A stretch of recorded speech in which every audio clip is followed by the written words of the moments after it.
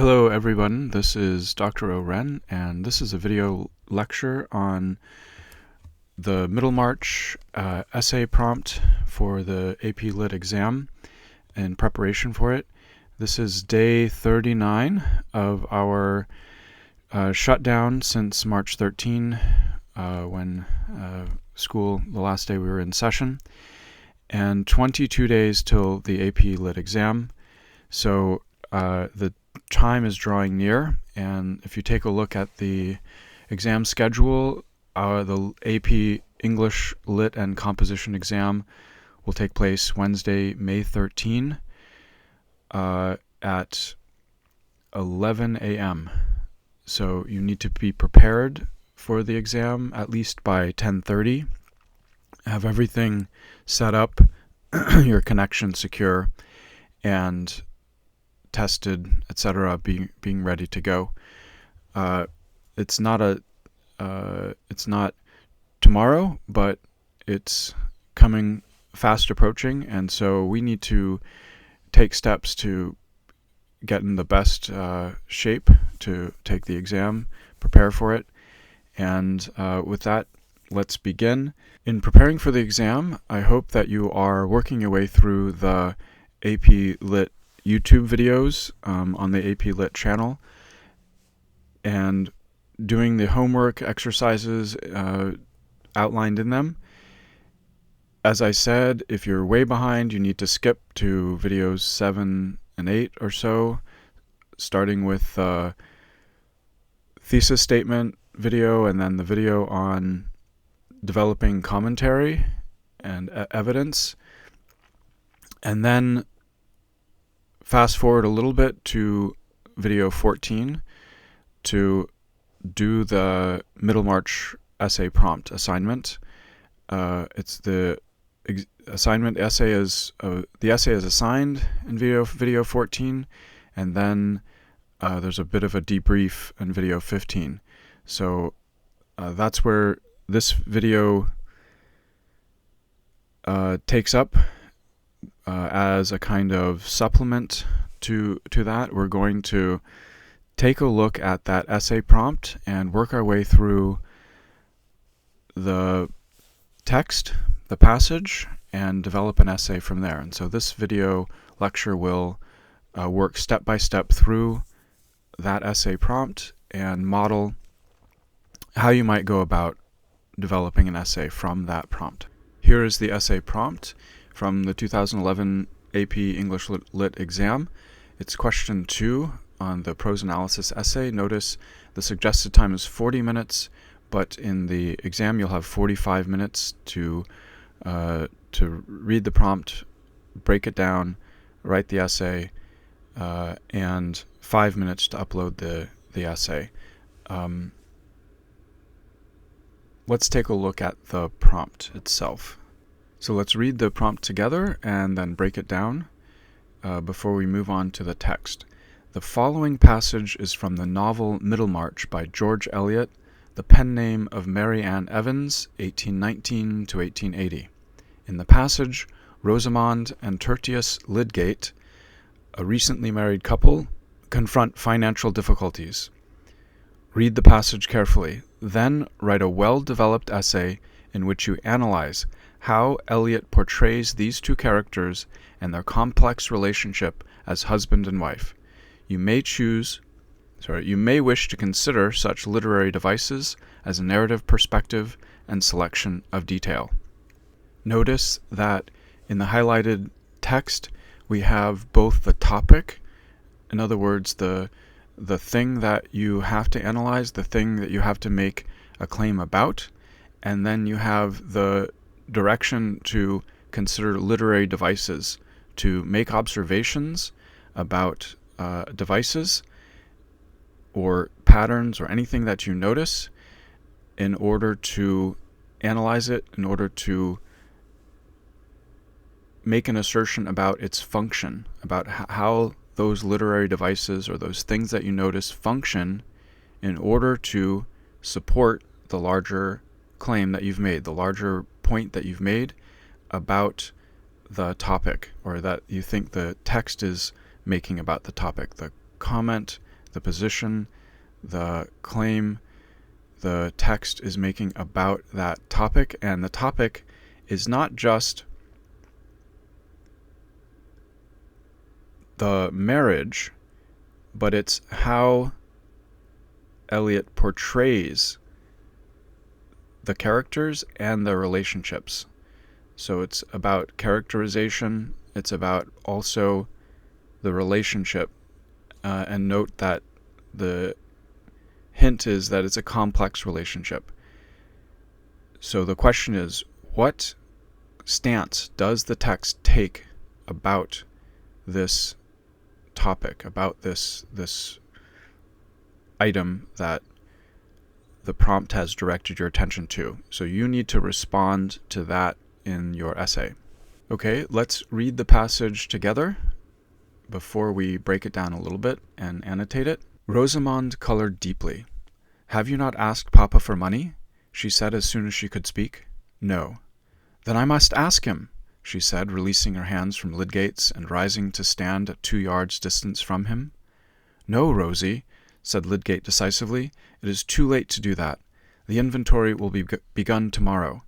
Remember, it is a mere security. It will make no difference. It is a temporary affair. I insist upon it that your father shall not know unless I choose to tell him," added Lydgate with a more peremptory emphasis. This certainly was unkind, but Rosamond had thrown him back on evil expectation as to what she would do in the way of quiet, steady disobedience. The unkindness seemed unpardonable to her. She was not given to weeping and disliked it, but now her chin and lips began to tremble, and the tears welled up. Perhaps it was not possible for Lydgate, under the double stress of outward material difficulty and of his own proud resistance to humiliating consequences, to imagine fully what this sudden trial was to a young creature who had known nothing but indulgence and whose dreams had all been of new indulgence, more exactly to her taste. But he did wish to spare her as much as he could, and her tears cut him to the heart. He could not speak again immediately, but Rosamond did not go on sobbing. She tried to conquer her agitation and wiped away her tears, continuing to look before her at the mantelpiece. "Try not to grieve, darling," said Lydgate, turning his eyes upward towards her. That she had chosen to move away from him in this moment of her trouble made everything harder to say, but he must absolutely go on. "We must brace ourselves to do what is necessary. It is I who have been in fault. I ought to have seen that I could not afford to live this way. But many things have told against me in my practice, and it really just now has ebbed to a low point. I may recover it, but in the meantime we must pull up. We must change our way of living. We shall weather it. When I have given this security, I shall have time to look about me, and you are so clever that if you turn your mind to managing, you will school me into carefulness. I have been a thoughtless rascal about squaring prices, but come, dear, sit down and forgive me." Lydgate was bowing his neck under the yoke, like a creature who had talons, but who had reason too, which often reduces us to meekness. When he had spoken the last words in an imploring tone, Rosamond returned to the chair by his side. His self-blame gave her some hope he would attend to her opinion, and she said, "Why can you not put off having the inventory made? You can send the men away tomorrow when they come." "I shall not send them away," said Lydgate, the peremptoriness rising again. Was it of any use to explain? "If we left Middlemarch, there would of course be a sale, and that would do as well. But we are not going to leave Middlemarch. I am sure, Tertius, it would be much better to do so. Why can we not go to London, or near Durham, where your family is known? You can go nowhere without money, Rosamond. Your friends would not wish you to be without money, and surely these odious tradesmen might be made to understand that, and to wait if you would make proper representations to them." "This is idle, Rosamond," said Lydgate angrily. "You must learn to take my judgment on questions you don't understand. I have made necessary arrangements, and they must be carried out. As to friends, I have no expectations whatever from them, and shall not ask them for anything." Rosamund sat perfectly still. The thought in her mind was that if she had known how Lydgate would behave, she would never have married him. "We have no time to waste now on unnecessary words, dear," said Lydgate, trying to be gentle again. "There are some details I want to consider with you. Dover says he will take a good deal of the plate back again, and any of the jewellery we like. He really behaves very well." "Are we to go without spoons and forks, then?" said Rosamond, whose very lips seemed to get thinner with the thinness of her utterance. She was determined to make no further resistance or suggestions. Here is the prompt and the essay. I'll leave it up on the screen for a short while if you want to pause it and read it now. Later, I will be sending out the prompt and essay assignment, and you can also get it from the YouTube video 14 supplementary materials.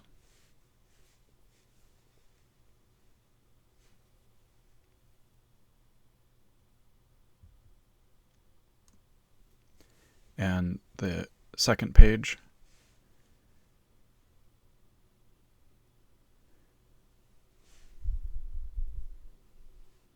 Okay, here are my annotations on this passage, and they were done on an iPad digitally, so the quality isn't so great. Please excuse that. But you can see how much I've marked up and noticed, and I'm going to just go through my annotations so you have a sense of my reading of the passage. But keep in mind, there's no way when you're writing the essay you are going to be able to annotate like this. For one, you just don't have time. But but two, obviously that's going to be taken online, so you can't actually mark up the text in this way. But I want to give you a full sense of what you could do. Again, not what you should do. There's no way you could annotate the text like this. But I do want you to look at my annotations to see my process, see what I've identified and broken down. Now, let's zoom in and work through this. But you can just notice that I've seen repeating words, and I've drawn a line from creature to creature. For example, I've seen the repeating no here.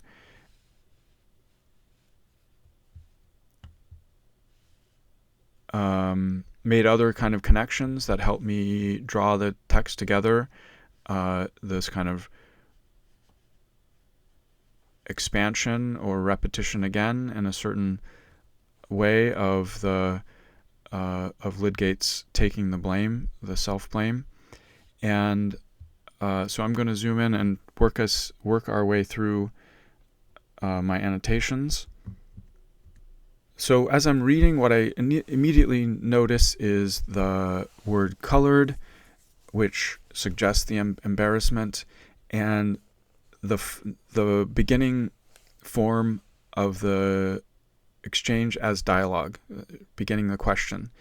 And I've underlined the word papa, the father, which I think plays prominently in the passage in a certain way. And I will develop that in the argument. I notice the first no is just an answer to the question, so a continuation of the dialogue. The second no, I would suggest, is also dialogue, but it actually shifts the dialogue into a different register, from dialogue to more of an authoritarian style that Lydgate takes. Again, that's an observation that I think you could notice, you could point out, and then say that it functions. It functions to shift the discussion, which almost immediately from dialogue into a mode of authoritarian exchange, from dialogue really into an argument, which is not a kind of collaborative argument, but an antagonistic one. I've also noticed the word decisively. I think a crucial word choice from the narrator. Again, speaking to characterizing Lydgate, speaking to his authoritarian tone. And then I've noticed the word decisively followed up by the word peremptory. Peremptory means in a commanding way, so in a way that that dictates or gives orders. And working our way so for the other opposition that I've noticed is this appeal to the father, to Papa. Appeal to the outside. Here it's family. Later it will become friends. And how there's a tension between the family outside the unit, the married couple, versus that nuclear family, versus that married couple. And that's a tension, I think, that is central to this exchange. Moving on, I've underlined, this certainly was unkind. Now, so this is a comment by the narrator. The narrator is characterizing Lydgate's response, but then notice there's a but. And the but is qualifying. So, in other words, the Lydgate is being peremptory, he is being authoritarian, but it seems as if the narrator is taking his point of view a little bit. So the question is this the narrator's point of view, or is the narrator just communicating what Lydgate's point of view is? And so his point of view is that Rosamond has primed him for this expectation that she's not going to obey him. She is giving this kind of quiet, steady disobedience, this vibe to him, and so that I'm noticing that as I'm reading. And so the narrator continues. From her view, it seemed unpardonable to her, and so she has this response, but she's unaccustomed to tears. We find out. And so that's, again, a point of information, data point that you could expand on. I don't actually in my analysis, but it is interesting. And then this sense that I've underlined, this humiliating resistance, proud resistance to humiliating consequences. So the humiliation that this episode represents, or presents the problem that the passage gives in its plot, right? Because the passage has a plot, and it starts off with this problem, and we get to the solution. We'll analyze that as we go. I've also singled out, identified this his incapacity to imagine fully, that the narrator seems to justify this, or at least to understand that maybe he can't, under these circumstances, totally have total empathy for her response. But that's again a significant thing to notice. And then this other characterization to a young creature, and again, this seems to be the narrator's take, right? The narrator's take, again, though it also is somewhat indistinguishable from Lydgate's perspective as well. But notice that the narrator seems to be more associated, more aligned with Lydgate than with Rosamond, even though the narrator does give Rosamond's perspective as well. And then this repetition of indulgences, again driving home this characterization of Rosamond as materialistic, as only really about indulgence. So you can ask, is this a positive characterization of Rosamond or negative? And I think we can agree that there's a negative characterization. And then the continuation of the repetition of the word but, which again takes us, I want to suggest, into a kind of concession concessionary mode, in other words, a qualifying mode. And so it does suggest, even though Lydgate is more peremptory, there is evidence of the flip side, that he is concessionary, he is qualifying. But we'll keep interrogating that. I've underlined how the tears cut him to the heart, so he's not totally incapable of empathy. I mean, or at least he has sympathy, and the way that Rosamond is trying to master her emotions, her response. Now, this is really crucial. This other line that I've highlighted in green, where she moves away from him in this moment. So there's another shift that you could identify. And in fact, now that I think of it, you could even argue that one of the features in the passage are various shifts, and then you could talk about how those shifts function, whether it's the shift from the dialogue into argument, into a more command mode, or whether it's these shifts, these physical shifts between the people. So what I want to suggest is that the physical shift, physical distance, is also symbolic of emotional distance, the emotional distance between the two. Again, more buts. And then here is Lydgate taking the fall, taking the blame, stepping up. So she's moved away from him, he's moving back to her. But again, she's a young creature, so there's a characterization of her as immature. She's almost like a young child.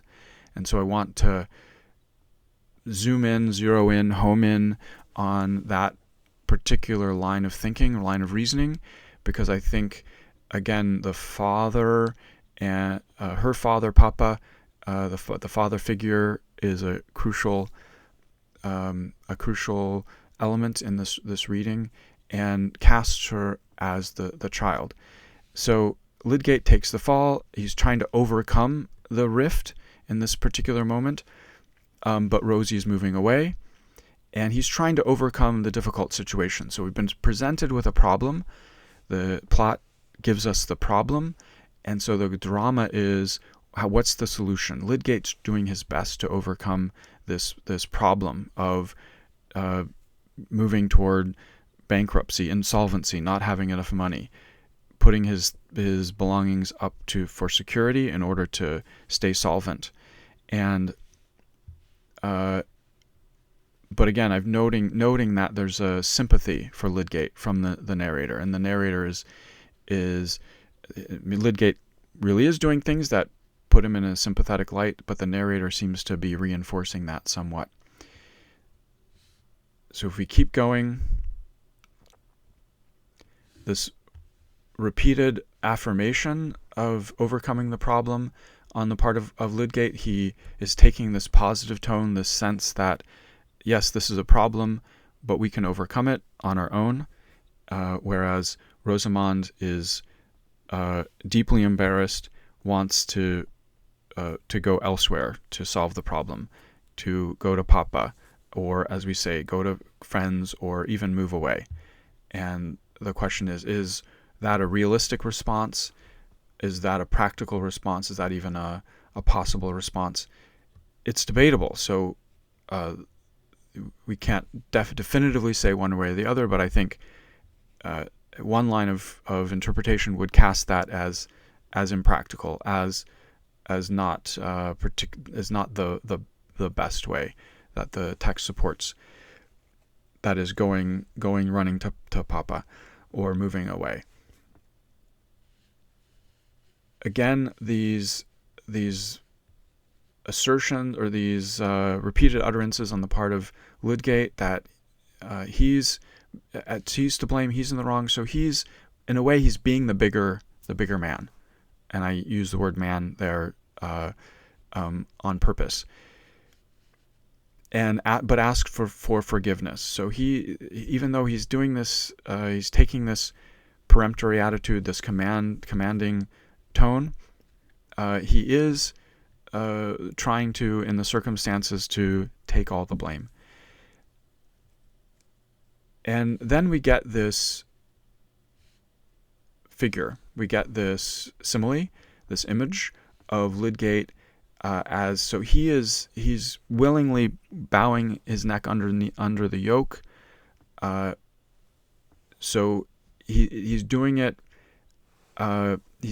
He's almost being subservient. He's taking this commanding tone, but at the same time, his rhetoric is that he is the one he's willing to step up and say, I'm at fault.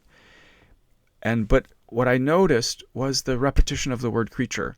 So she's a creature, but he's also a creature. And look what kind of creature. He's a creature who has talons, but he also has reason. So in my annotation, I say self-control, but capable of violence. So it casts Lydgate as the reasonable one, but note that those talons, that the image of the talons, that he's also capable of violence.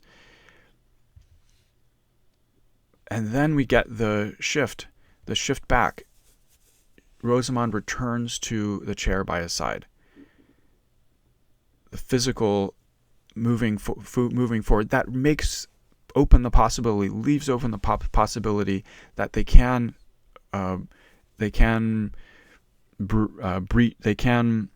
overcome that divide. They can close that gap that's opened up between them, not just physically, but emotionally.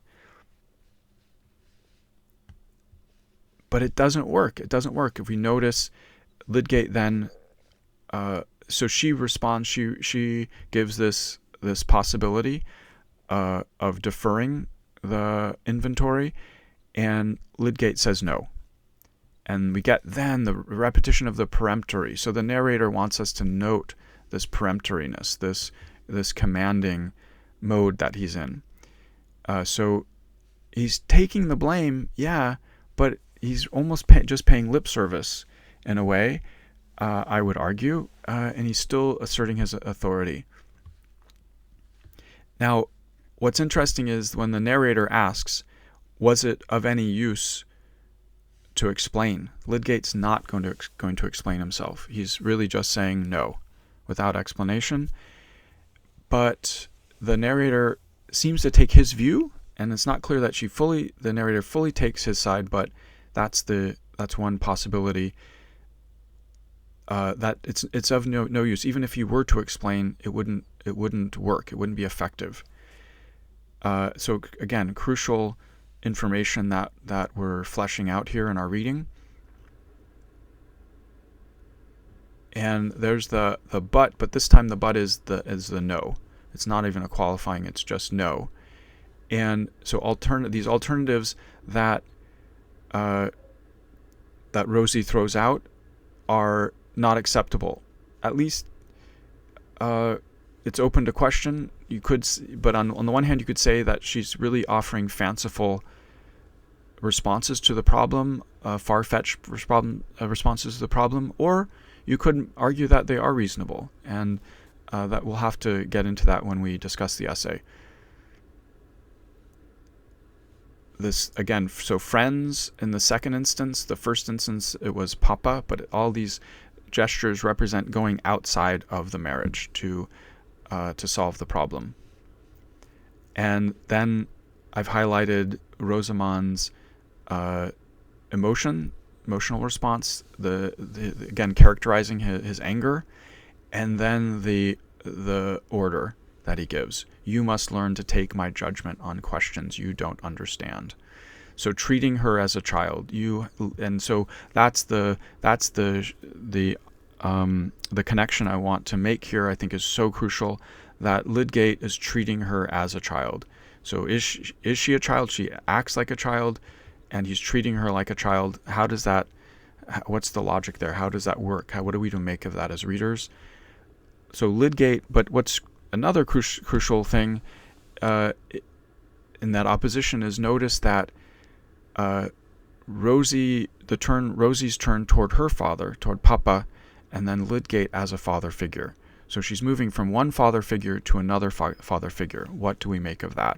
That's the crucial connection that I think we can make a lot with in our analysis. And then this response that she would never have married him. If she had known all of this, she never would have married him. But then this further shift again, right? So he's shifting back to trying to be gentle, trying to bridge the gap that's opened up between them. And one way to characterize that gap is he wants to be totally self-reliant. He wants them just to be able to handle everything within their unit, but she's looking for help from the outside, from outside of their unit to family and friends.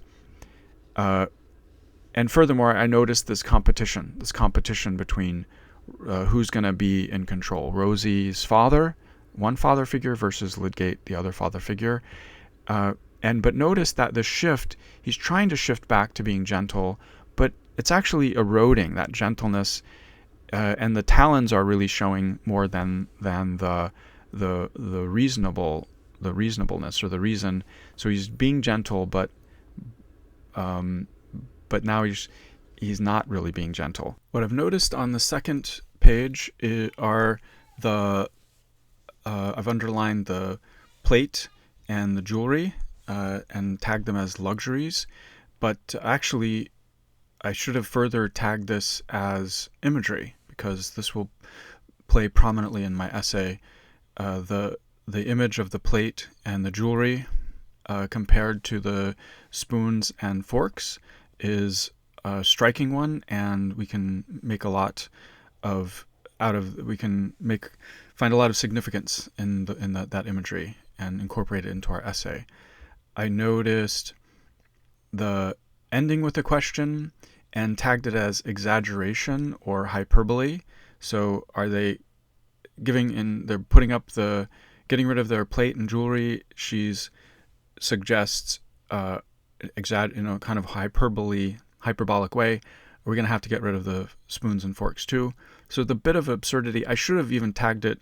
It's really sarcasm. So she ends with a kind of sarcasm, and that is significant, very significant for the ending, the way the passage ends. And in fact, to think about the passage as a plot, and we started with a problem, ending with a kind of solution, but I'm going to argue that it's not really a solution. And what triggers us to notice that is the sarcasm that it ends with. Not to mention that final line. She was determined to make no further resistance or suggestions. No more resistance, no more suggestions, but that word determined is ambiguous, cuts both ways. I think it's quite clear that it doesn't cut in the direction of a positive resolution to the problem. So some of the things that I jotted down here, and again, there's no way when you're writing the essay you can do all of this analysis. You can make all of these annotations and write all of these this breakdown. I'm doing this to demonstrate to you what's possible, not what you should do. And what you should do is obviously be much more efficient, but do try to notice these kinds of things, but in a much more compressed, faster way, and that's not going to involve so much annotation.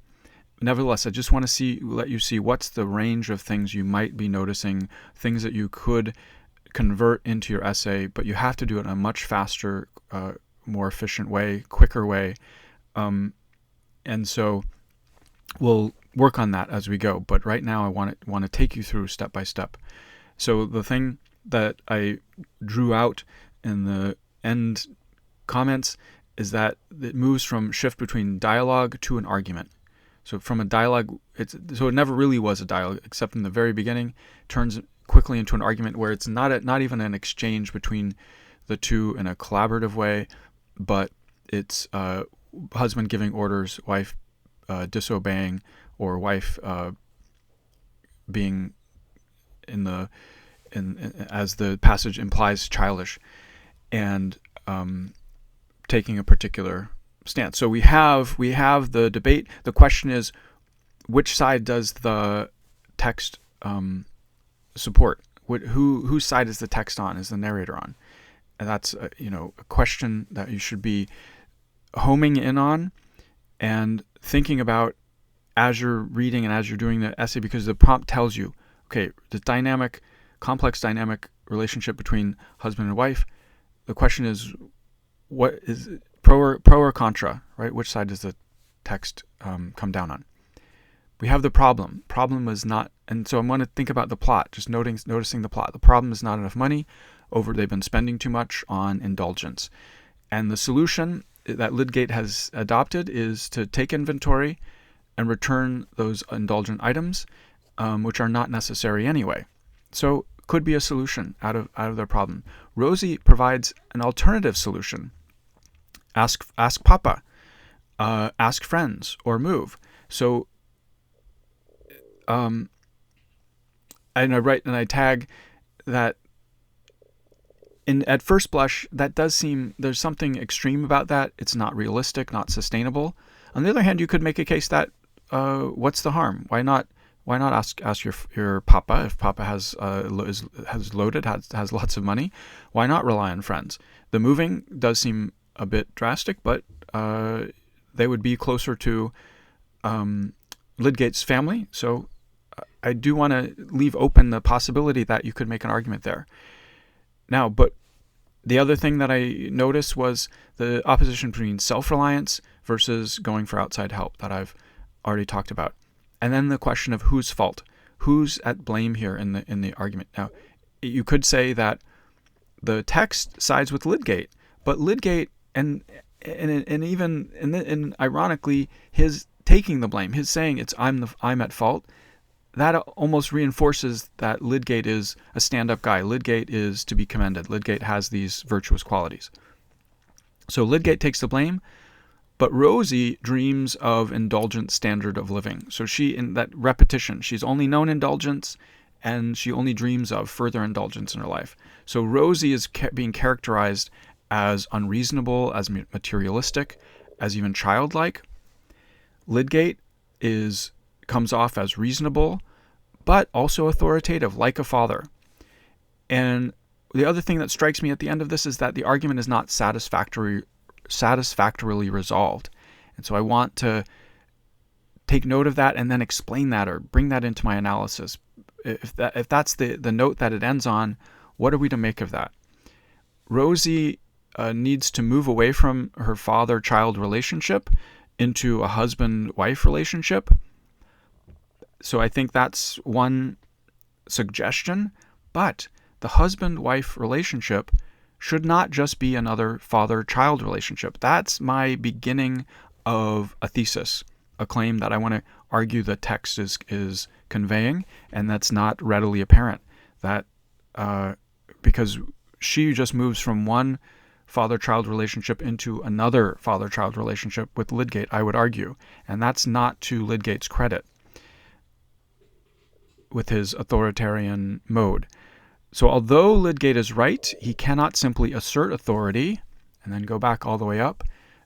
Marriage needs true, not false compromise, also equality. So these are just the things that are brainstorming and things that are in my head and that I've drawn out. Again, you don't have time to do all of this, but I think you can identify, isolate particular elements, draw them into particular relationship, a connection, and then just write up a preliminary thesis, and then plan just a really, really short little outline of the items, the elements, the devices that you've noticed, and then start to put your essay together on the fly. That's the name of the game. That's, I think, the way to proceed. We've been talking about binary oppositions from the very beginning of this year and this AP Lit course. And the teachers in the YouTube videos talk about contrasts, and that's certainly in the curriculum, the AP Lit curriculum, as standards they want you to notice. And so certainly contrasts are not exactly identical to binary oppositions, but I think this is quite similar, quite related. And so let's take a look at some of the oppositions you might have noticed. Now, again, you're not going to have time to notice all of these and flesh them out, but I think that you can get to an argument through binary oppositions, because the question is, when you have these contrasts, you have two terms that are opposing or somehow in an antagonistic relationship or whatever, an opposition. The question is the text siding with one term over the other? Is it making a case that one is better than the other, superior, whatever? Now, the other opportunity is that you can see this opposition where one might appear to be superior to the other, but maybe the text is undermining that binary opposition, and that's where you have an argument. It appears as if one term is superior to the other, but the text is suggesting not so fast. In fact, the other term is not inferior, or that the text is suggesting that binary opposition is somehow deceptive. Somehow there's something not quite right about it, and that it breaks down. If the more you look at it, the more you bring to bear your critical analysis, your critical observation. And so let's take a look. Now, the other possibility is that you could notice the text suggesting these oppositions, an apparent contrast, an apparent opposition, but then not only breaks down that opposition, it says, well, no, wife is not inferior to husband, or that maybe the text suggests a third way, where it's not neither side is really superior to the other. So let's just go through these. You have Lydgate, Rosie, husband, wife. So far, so good. Man, woman. Okay, so far, so good. But then notice the shift. Father, child. That is that develops the binary opposition into a kind of argument that does suggest the father, Lydgate, is in the superior position, Rosie, the child, in the inferior position. Now, the text might be making a comment on that. Well, Lydgate shouldn't be taking the father position. It's not fair to Rosie, who's put in the child position. Or it could be supporting that. Yes, the husband needs to be a kind of father-like figure to the new wife who's acting like a child. Reality, fantasy, escapism. Reason on the side of Lydgate, emotion, irrationality on the side of Rosie. Self-sufficient, Lydgate, Rosie, dependent. Spiritual/practical on the side of Lydgate. Enough is good. It does. Rosie's materialistic, indulgent. She needs more. She's not satisfied just with their relationship, and they're not in it together, no matter what problems beset them. On the side of Lydgate, here's another point which I think strikes against Lydgate is his commanding nose. And on the side of Rosie, she should be obeying. She should be saying yes, but she's disobeying. And I think that, again, troubles our binary opposition and gives rise to different avenues of interpretation, different paths that we might want to follow. And then finally, spoons and forks on the one side, and the plate and jewelry. Those two images stand in contrast. Now, I've put plate/jewelry. Now, I'm going to actually suggest plate and jewelry, even though they're on one side of the column. You could zoom in, and suddenly they are not exactly the same, and I think that's interesting. So let's keep going and talk about the thinking process here. Again, I don't think it's a good idea always just to reduce things, to be reductionist, but when you're writing a timed essay like this, immediately when you get the prompt, you get the topic, just reduce it to a pro versus contra. In other words, does the text taking a side on the topic, pro or contra? And if you can get to that, you have the makings of a thesis. That is a thesis, because it's not obvious that the text is saying it's on one side or the other. Now, sometimes it might be a little bit more obvious, but I still think if you can characterize the position of the text in relationship to the prompt, then you're really close to having a thesis. So is it on the side of Lydgate or is it on the side of Rosie? Now, let's take a look at the possibilities. We know the possibilities from in advance. You could be pro or you could be con. So you could argue that it's pro Lydgate, contra Rosie. So in other words, the text suggests that Rosie is materialistic, needs to find happiness just being together with her husband. That's a thesis right there. You could argue that. But notice that when you make a thesis like that, you haven't generalized it, so it's still at the level of character. The text is suggesting something further. It's not a big step to go from the specific case of Rosie to a more general claim that text might be making or suggesting. Text suggests people shouldn't be overly materialistic, but instead value and trust spouses to find a truly fulfilling way of living. You could make that case, and there it is. You obviously have to support it, but that's a defensible claim. Number two, you could argue that, and this is maybe even more interesting, harder to fully support, but I think it's absolutely possible, that the text is pro-Rosie, contra Lydgate. The text suggests Lydgate makes some good points, so you could make a concession, make a qualifying point, but the way he goes about it is hypocritical and authoritarian. There's something not right about his professions of self-blame, but then the way he's commanding her around.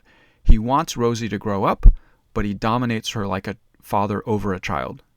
So, right, how can she grow up? Then generalize from there. The text suggests husbands need to treat young wives as equals and listen to their side if they want them to be partners rather than immature children.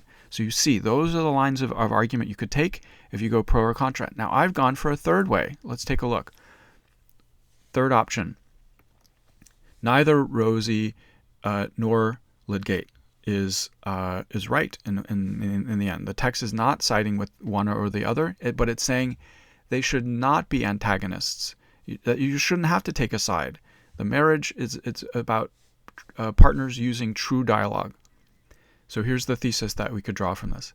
Although it might at first glance seem that the text suggests that Lydgate is in the right and Rosie is in the wrong, there's our observation in a way. What you're doing is you're saying they say. That's the counter argument. And that wives should grow up and follow the wisdom of husbands. So gone from the specific case to the more general claim that the text, you could argue the text is making. On deeper inspection, the passage implies that husbands and wives should be equal partners in marriage, not one subservient to the other. There we go. We have our claim. And the first part of the although clause, you could treat it as observation, although it's just really actually a counterclaim. But in the second part of the although clause, that's where your claim should be, and it should go beyond the obvious. It should be surprising. And I think it is. The point is that it's not saying one side or the other is right. It's actually saying they're both wrong in a different way, and they're both right in a different way. But they need to get together and engage in true dialogue. Points to remember. So when you notice binary oppositions, you notice contrasts, it's up to you. That's great. That's what you want to do. That's the first step. But then you need to supply the logic. You need to give some kind of explanation, some kind of logic about how those two terms are relating to one another. Is it saying superiority? Is it one is better than the other? Or is it just saying they're different? One's not superior to the other, etc., etc. You need to supply the logic. Once you notice the oppositions or the contrasts, now that's the perfect opportunity for you to get in there and talk about, well, how do they function? How do those contrasts function? What are they suggesting about that in terms of taking a side? That's argument. That's a claim that you're making. That's analysis. So it's not obvious, and you need to provide the explanation, the logic, and then the explanation, which amounts to insight. Does the text side with one or the other? Or is it only an apparent siding? Does the text only appear to gives us these binary oppositions only to to take them down, to deconstruct them, to explode them, to show how that's a mistaken way to view things, and that in fact the text further shows that in truth that one term is not superior to the other. That's an argument. There you've got your argument, and that's a complex, sophisticated way of thinking. And finally, you could think, does the text give the binary only to suggest a third term? So is it not saying one or the other, but it's actually saying there's some third way of looking at it? So I want to introduce a couple of terms that I haven't told you before, but I think it's a good way of viewing this, and it's maybe a little bit confusing at first, but if you follow me, I think it will be a helpful way of seeing this, and that is strategy versus tactic. So we've been talking about these devices as strategies, so whether it's binary oppositions or whether it's imagery or it's word choice, diction, tone, whatever, anything you notice. Now, you could say that's a strategy, but I actually want to call it a tactic. I want to call it that. I'm going to call devices tactics, and I want to call thesis statements or objective strategies. So let's think about the difference between strategy versus tactic. Strategy is the long term, the long view objective. So if a military is going to war, their long-term campaign, their long-term objective is to win, to get world domination or get geopolitical domination. But in order to achieve that objective, they have to use tactics. So strategy, again, it's the outcome, it's the larger purpose, the larger point that some endeavor is aiming toward. And so what I want to suggest is that strategy, you might think in this text, what's the strategy of the text? In other words, what's the main message that it's trying to convey? What is it trying to achieve? The tactic now is, notice the art of arrangement, and from the Greek and Latin, etymologically, is the art of arrangement. Arrangement, so you can think about, it's the how. How is it? How are you engaging in the war? What devices? What steps is the military taking to achieve the strategy, to achieve the larger objective? So think about tactic as the things that you notice, the way that it's being said, the forms that the text is using in order to achieve that larger strategy, that larger outcome, that larger objective. So strategy, I'm calling theme. It's the thesis or message the text conveys, the point or objective of the text, the reason it's telling the story. That's what you need to understand. The text is conveying what about the complex marital relationship depicted in the passage.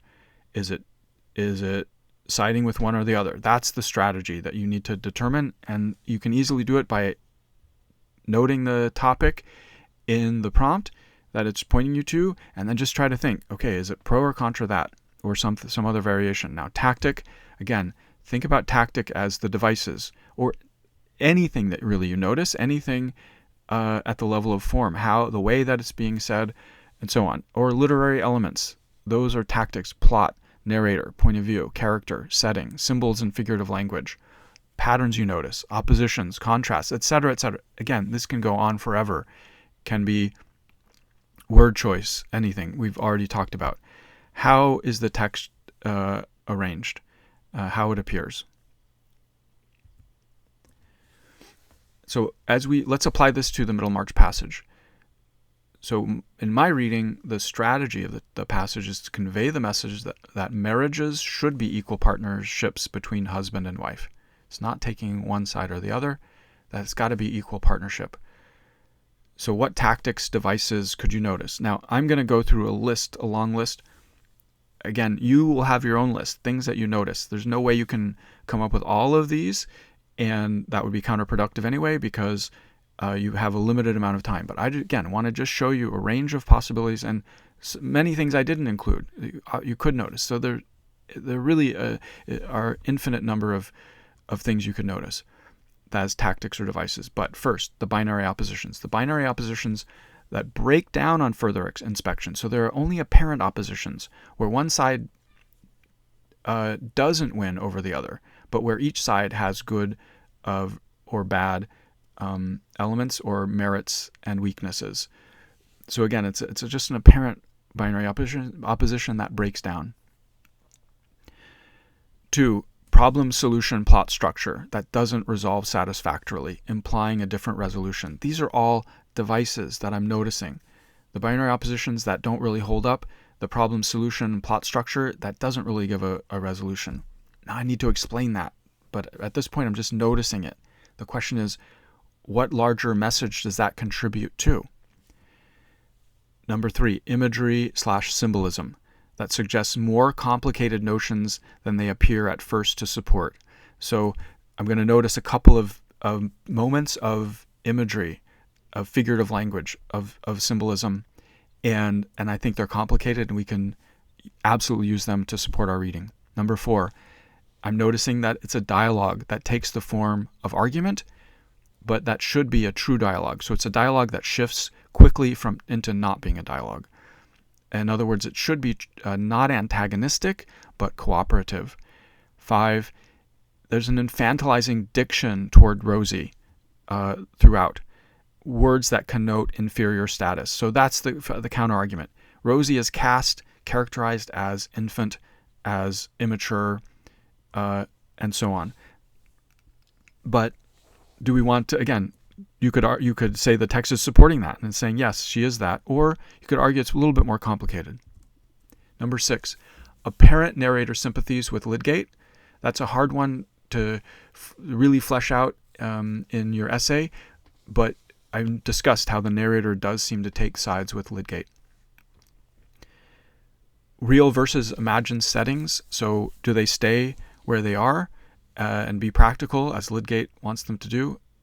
Or do they go off to these other settings? And I'm already interpreting those other settings as kind of escape, as not real solutions that the text sides with. Number 8, false or fake questions as negative examples. So the number of questions in the dialogue actually undermine, it's not really a dialogue. And so even when Rosie asks at the end, are we going to lose silver or spoons and forks? It's not really a question, it's sarcasm. And that leads me to number 9, sarcasm. Number 10, irony. And we'll get into what's the irony there. I think, just to give a preview, the irony is that Rosie should move from being in a father-child relationship with her own father into a husband-wife relationship between equals, but she doesn't. She just moves into another relationship between father and a new father and remains a child. So some other asterisked items I wanted to notice: emphasize physical distancing, then returning, symbolic of emotional distance, but that also indicates unsatisfactory resolution. So when they come back together physically, it doesn't mean that they're necessarily emotionally there. So the suggestion is that they could be apart, and that being apart symbolizes their emotional alienation from one another. But even when they're together, it's like they're alienated from one another. They're not in a union that overcomes these differences. So other things that I've noticed: the plate jewelry image. The jewelry suggests the woman as ornament, as non-useful, as a non-essential luxury. So I'm going to be reading the jewelry as, in a way, a kind of figure, a kind of image for Rosie. That she's obsessed with, she cares about the jewelry, but in a way she herself is a jewelry. And I think that's really fruitful image for us to interpret. The plate, though, I want to say is suggests ornament, but it also, if you think about it, has a practical value. So you need both. If you think about it, you need both plates and knives and forks if you want to have a meal. So, and the knives and forks symbolize the usefulness, necessity. They, I would suggest, indicate or figure Lydgate. And so ultimately, here's what I'm suggesting is that this shouldn't be an argument.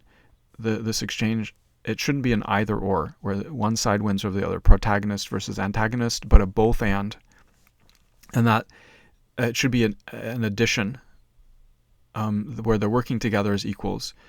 I also throw in, I don't really do much with it, but if you notice the terms of concession in the argument, lots of the buts, but how that stands in stark contrast to the no's, right? Where you're more qualifying versus the hard no, and that's where I think you could get into Lydgate's hypocrisy.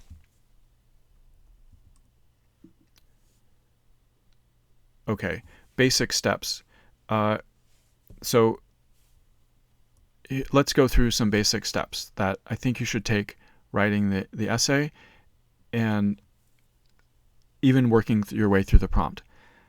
Number 1, identify the topic in the text by accurately comprehending what it is saying. So you can do that in your introduction. The prompt has said, here's what the topic is. Now it's your job to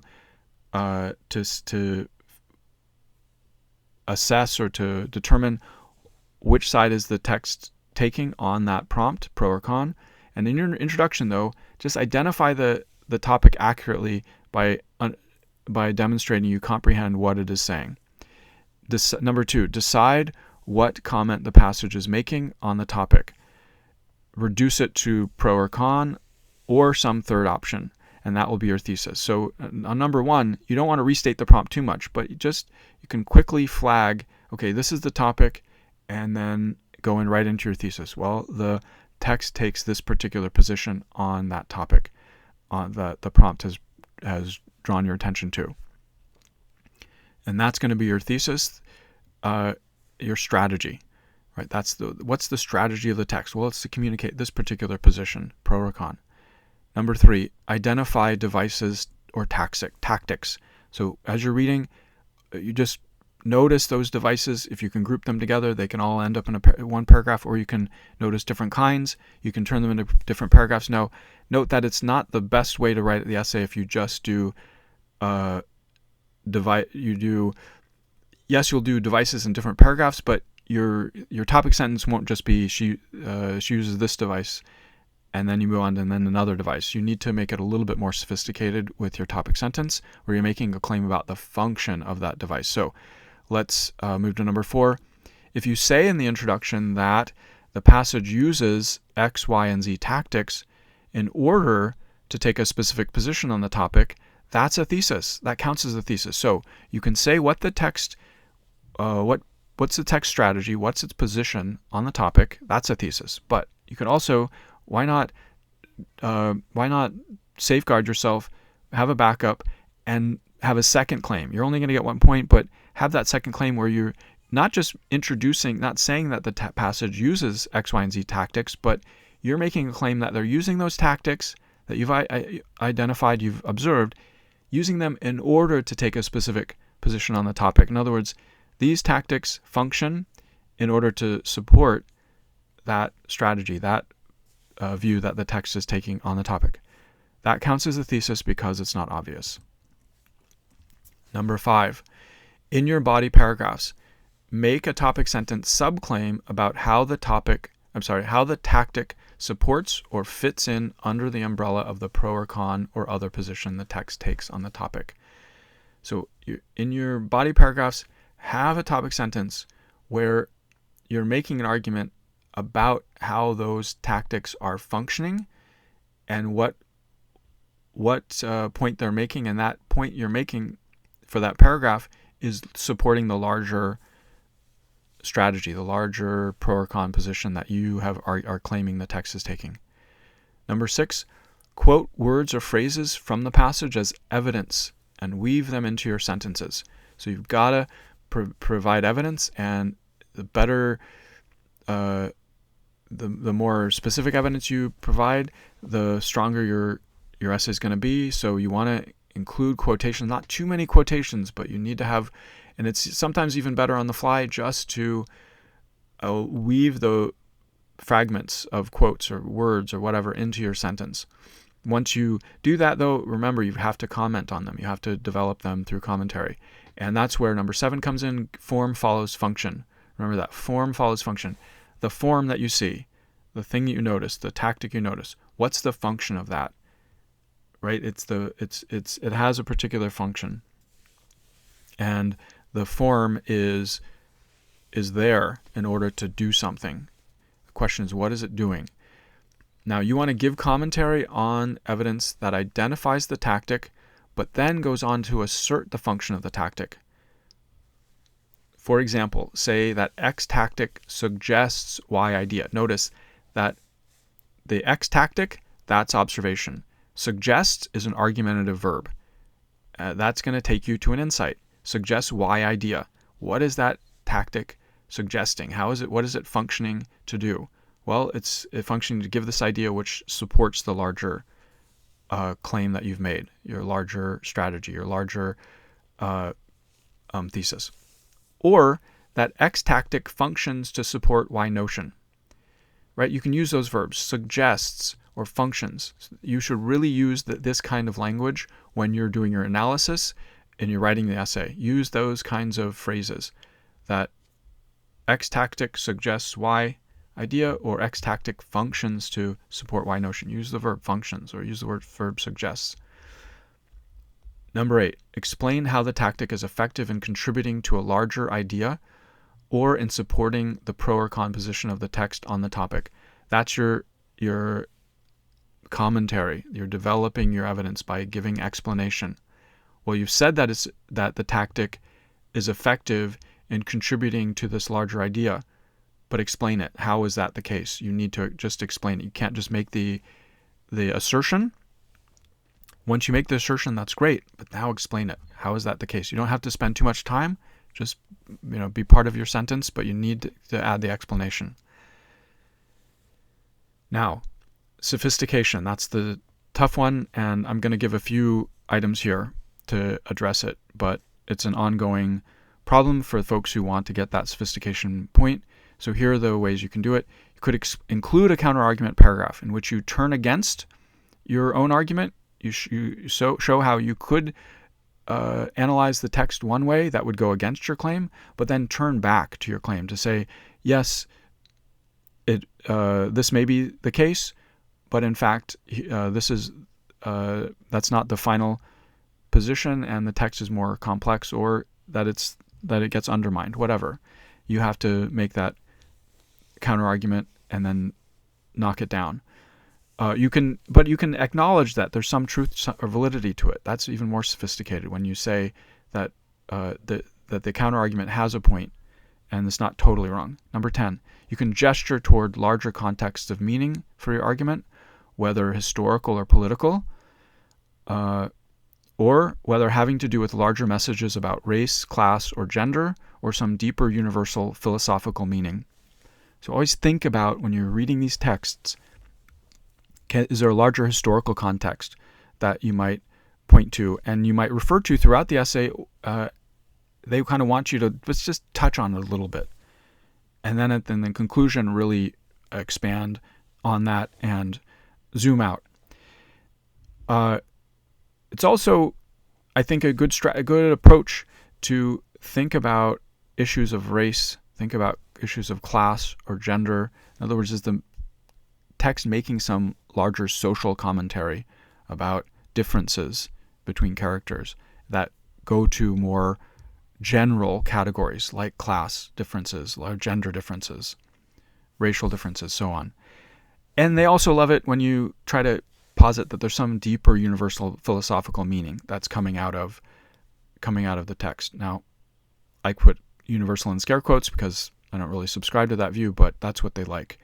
Number 11, don't just restate your thesis in the conclusion, but answer either the so what question or the who cares question or the why does it matter question. You can't answer all of those, but pick one. So in other words, you don't just restate your thesis in the conclusion. If you're going to restate it, fine, do it very briefly, but then you need to say what deeper insight, if your reader grants your thesis, your argument enables them to understand. So you want to think, okay, say my reader is persuaded that I'm right. I've proved my claim. You still need to answer. You still need to say, well, so what?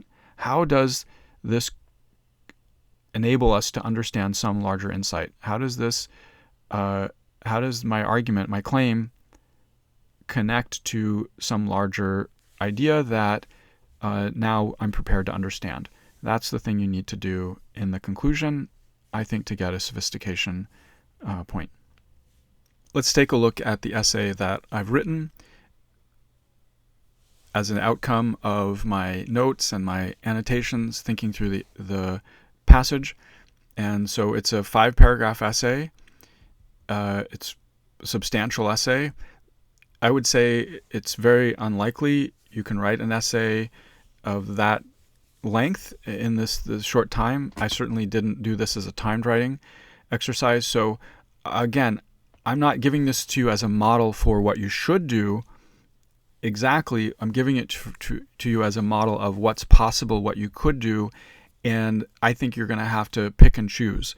But you need to be doing some of these kinds of things I'm doing, but in a trimmed down way, in a slimmer, leaner way, which will, I think, be every bit as effective in writing a successful essay. So let's take a look at my essay and work through it.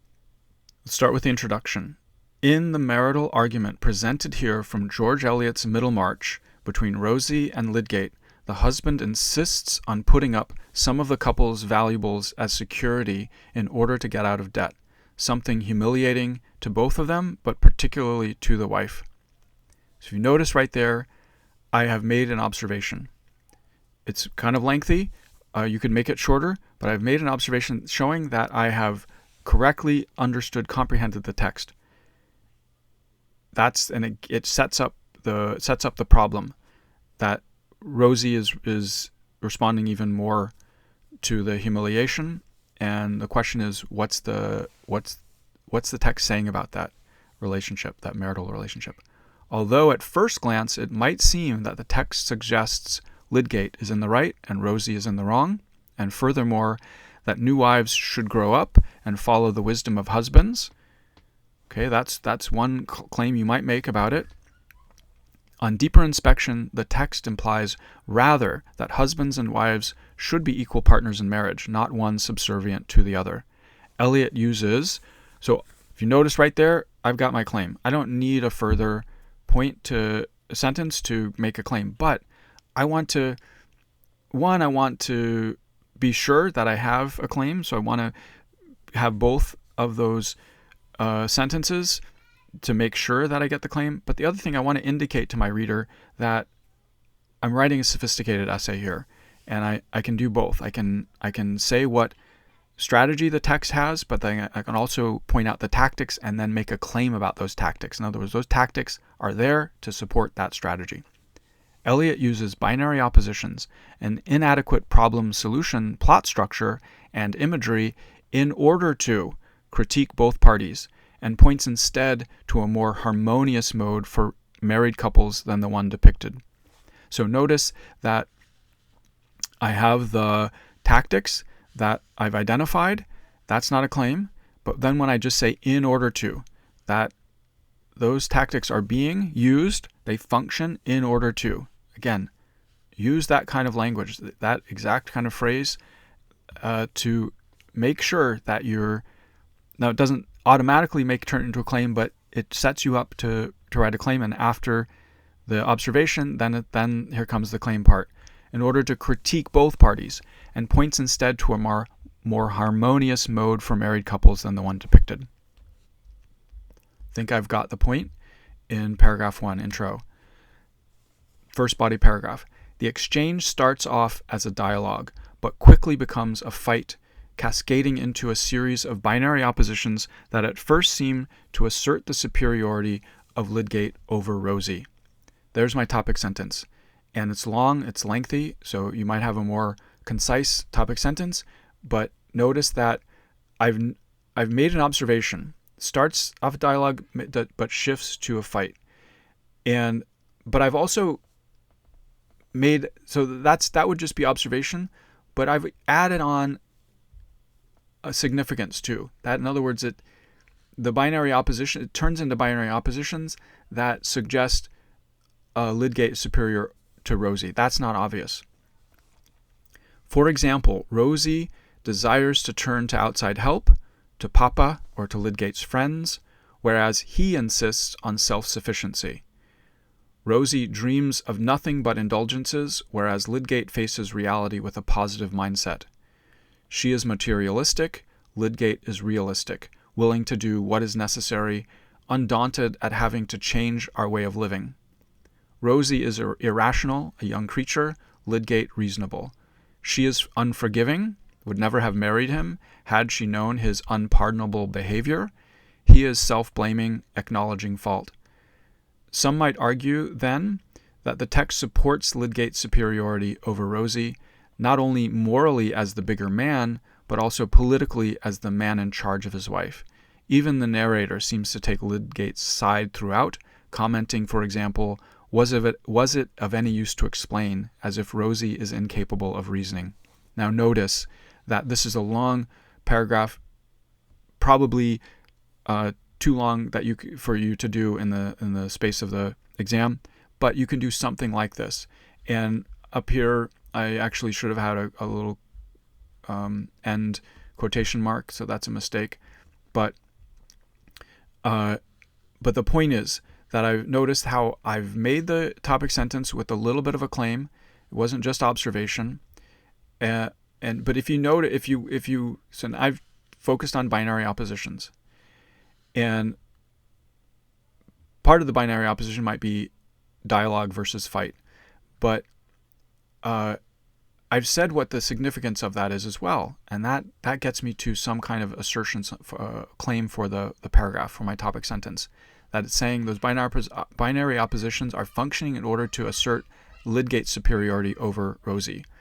And then notice how I give a for example, and then I show, well, here are some of the binary oppositions, that they're the different stances that they're taking, and that the text is suggesting that Lydgate's side is superior to Rosie's. Again, you don't have to give all of this, and you probably don't have time to, but you can do it, some of it. Second body paragraph. Yet, and notice that when I use the word yet, that's a transitional phrase where I'm developing a line of reasoning. This sentence is alerting readers that I'm connecting the thought that I was following in the first body paragraph to the second body paragraph, and that there's a transition. Yet the text hints at something unseemly in Lydgate's domineering actions over Rosie. So if the first paragraph was Lydgate's better, here I want to say, hold on, not so fast. The text is giving us hints that we shouldn't totally embrace that position. The plot structure of the episode, problem followed by solution, doesn't in fact end in true resolution. That's kind of a claim. But I also need to think about what's the significance of that. And so it's not fully a claim, but I still need to say, if it's not a satisfying resolution, what's the point of that? Doesn't end in true resolution, but unspoken acrimony, a thinning, almost disappearing of Rosie as a person in the marriage. She was determined to make no further resistance or suggestions. That quotation is meant to support the point that I just made. So I've kind of made the point, and there's my evidence.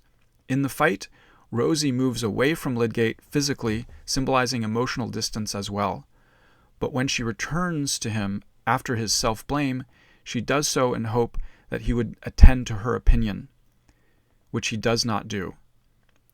Notice how I'm weaving the quotations in there, and the analysis is kind of being is the outside of that sandwich. Instead, that evidence sandwich. Instead, Lydgate, from the beginning of the exchange, does not actually listen to Rosie, but gives orders. "No, Rosie," said Lydgate decisively. The narrator repeatedly points up Lydgate's peremptoriness, condescending ultimately by angrily laying down the law. "You must learn to take my judgment on questions you don't understand." Although the narrator takes Lydgate's point of view in his condemning Rosie's quiet, steady disobedience, she/he, just to not gender the narrator, at least points to the husband's albeit understandable incapacity to imagine fully what this sudden trial was to a young creature who had known nothing but indulgence. In other words, Rosie might be selfish, trivial, and privileged, but Lydgate, not having time to see things from his wife's point of view, or even hear her out, bullies her, expecting obedience. Her dependency and magical thinking aside, is it totally unreasonable to seek the help of family or friends? What's striking is how the plot of the episode moves from Lydgate's rejection of Rosie's papa to his own assertion of himself as her father, rather than her husband, or to the notion of the husband as a second father to the childlike wife. By not engaging in dialogue with Rosie, but asserting authority, he ironically prevents her from growing up, being his equal adult partner. So there's a lot in here. Again, there's no way in the time of this writing the essay you would have these many points to be able to flesh out and make and get lost in or whatever. But you can see how you could do part of this. You could do some of this. The noticing of the unsatisfactory resolution, and you could go different ways with it. I'm saying that the text is leaving it in an unsatisfactory way just to say, well, this is not a good way for both of them to be interacting, and particularly I'm developing Lydgate's peremptoriness, his authoritarian position, in order to bring in that repeating relationship of putting Rosie in the role of child, even when she's married to Lydgate. Next body paragraph. In imagery, so notice, I don't have much of a transition here, but I am going to be developing this line of thinking. And when I say the notion of, so I've already mentioned superiority here, I'm repeating that, so in a way I am already making connections from paragraph to paragraph. Imagery in the passage supports the notion of Lydgate's superiority over Rosie, but at the same time undermines it.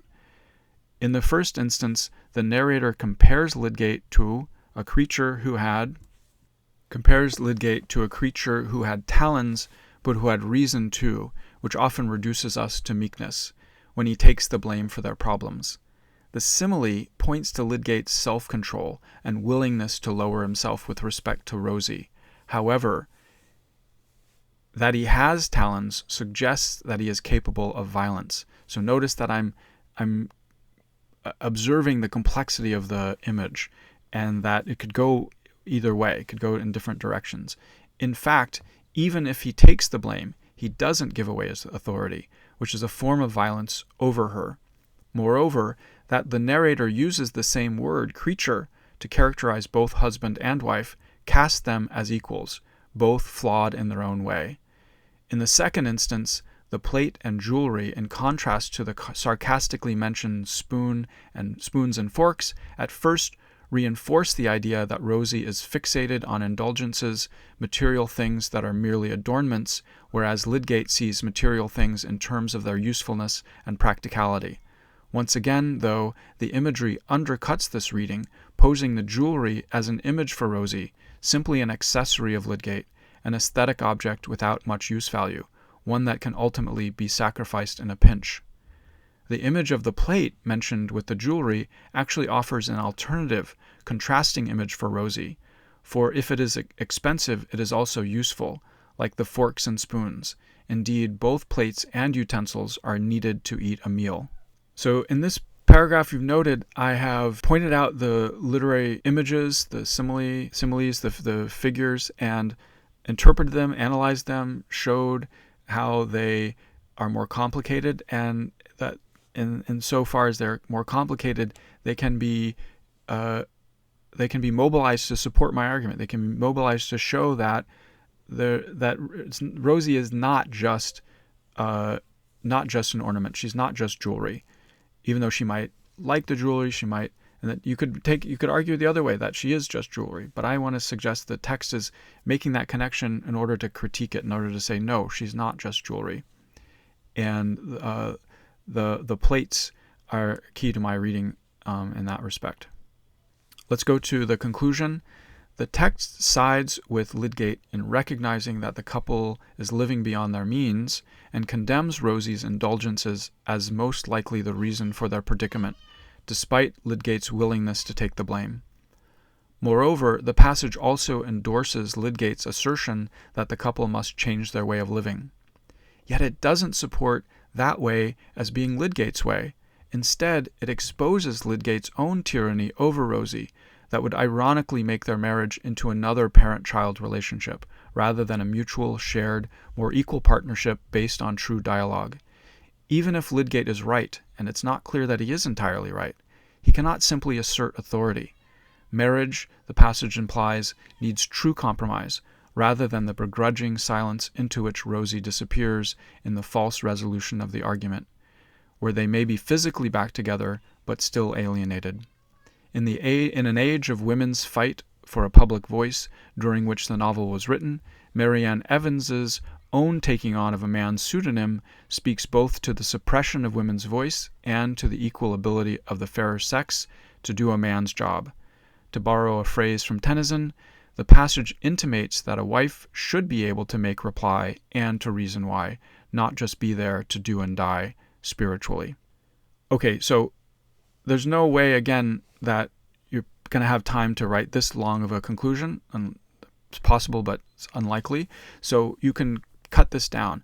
But notice that I have expanded this out. I've answered some of the so what questions. I put it into historical context, and I've gestured to the category of gender and a certain question of power, asserted the larger view, the larger claim that the text wants us to understand, or that the claim enables us to understand this larger vision or view. Again, it's unlikely you're going to be able to do all of this, but you can do some of this and just enough to try to get that sophistication point. Now that I've taken you through the prompt, the reading, my annotations, the process of thinking about the essay, and then devising an outline and executing the essay, and we've looked at the essay, let's go back to the basic steps just to review. Identify the topic that the text is presenting to you, that you've been pointed to in the prompt, and show that you know what the text is saying. That's not a claim, but that sets you up to make a claim. Then decide what the comment the passage is making on that topic. Reduce it to a pro or con or some third option. Identify your devices. Identify the tactics that the text is using in order to support the larger strategy, the larger claim it's making, its view on the topic. Think about, if you're as well, when you're making your introduction, to use identify the devices that you're going to be thinking about, but then say that they're functioning to support that pro or con position. In other words, those tactics are not just there, they're there to function as support for this larger claim. And you just saying that goes beyond the obvious. Could count as a thesis point. In the body paragraphs, make sure you're making some kind of subclaim. You're not just pointing out the device, not just pointing out the tactic, but you're saying that tactic or device is functioning a certain way, is suggesting a certain thing. That is certain thing that you're suggesting, that's the subclaim. That keeps your argument argumentative. Include quotes, include evidence, and weave them into your sentences, but then also remember, you've got to give explanation. You've got to explain. You make the assertion that the form function is in a certain way, that's great, but now you have to support it. Now you have to give your evidence and give commentary, explain how that evidence is actually functioning, and looking specifically at the evidence in your explanation. Use certain phrases. X tactic suggests Y idea.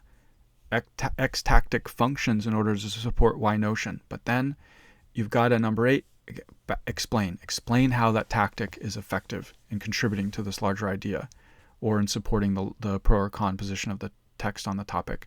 On sophistication, do counter-argument. You don't have to do a full paragraph, you could do partial paragraph, but knock that counter-argument down, obviously, when you present it. gesture towards some larger context of meaning in your argument, whether it's historical or political, and you can't just do pay lip service to it. You can't just give one little sentence here or there. You have to develop it kind of throughout the essay, but just in small gestures. But certainly in the conclusion, you can really zoom out. Connect it to some message about race, class, gender, some deeper universal philosophical meaning. But you certainly don't want to just restate your thesis in the conclusion. Try to answer one of those questions, the so what question or the who cares question, the why does it matter question. Say what deeper insight your argument enables readers to understand. Assume that you've proven to your reader your claim. Your conclusion is a space for you to say, well, okay, if I accept your argument, what does this enable me to understand? This is what enables reader to understand if your claim is right, is supported. So that concludes the video lecture, and I do want you all to turn to and write your own essay on Middlemarch. So you have plenty to work on here, and I want you to use the elements that we've discussed to write your own essay. I will be sending out information about that assignment on School Loop and Remind and other places as well.